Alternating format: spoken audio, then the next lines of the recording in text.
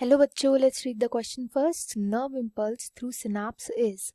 जो nerve impulse travel होता है सिनाप्स से, वो कैसा होता है? Unidirectional, by directional, multi directional और नन ऑफ द अबव. ये हमें यहाँ पे देखना है. इजी क्वेश्चन है. यहाँ पर जो हम की कॉन्सेप्ट यूज करेंगे वो सिनैप्स का यूज करेंगे. सिनैप्स. अब इसको थोड़ा समझने से पहले हमें जो नर्व सेल्स होती है उनका बेसिक स्ट्रक्चर पता होना चाहिए. तो यहाँ पे हमारे पास प्रेजेंट होते हैं ये डेंड्राइट्स. डेंड्राइट्स होते हैं यहाँ पे. डेंड्राइट्स पे प्रेजेंट होते हैं रिसेप्टर्स. इसको हम बोलते हैं डेंड्राइट्स. यहाँ से निकलता है एक्सॉन की बॉडी. ऐसे करके एक्सॉन होते हैं ये. तो ये एक बहुत ही ज़्यादा बेसिक स्ट्रक्चर है एक्सॉन. देन ये होते हैं डेंड्राइट्स. तो ये मेन पार्ट आपको पता होना चाहिए इस कंसेप्ट को समझने के लिए. अब डेंड्राइट्स जो होते हैं इनके पास रिसेप्टर्स प्रेजेंट होते हैं.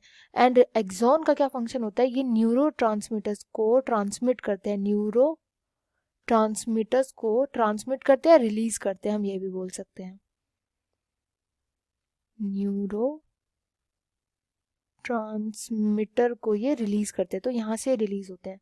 एक इनका हम डिटेल स्ट्रक्चर यहाँ पर बनाएंगे. तो फॉर एग्जांपल ये जो है ये एक्सॉन है. हमेशा जो एक्सॉन होता है एक नर्व सेल का, वो दूसरे नर्व सेल के जो डेंड्राइट होता है ना उससे कनेक्टेड होता है. डेंड्राइट. अब जहां से इम्पल्स आ रहा है ट्रेवल करके, सपोज इस वाले एक्सॉन से आ रहा है, तो इसको मैं बोलूंगी pre synaptic nerve. Pre synaptic nerve cell. And ये वाला जो है जिस पर ट्रेवल करेगा तो ये हो जाएगा पोस्ट सिनेप्टिक नर्व सेल. मतलब कि प्री सिनेप्टिक का मतलब हो गया कि सिनेप्स से पहले, और पोस्ट सिनेप्टिक हो गया सिनेप्स के बाद. अच्छा, अब इन दोनों के बीच का जो स्पेस होता है ना, इसको हम बोलते हैं सिनेप्टिक क्लेफ्ट.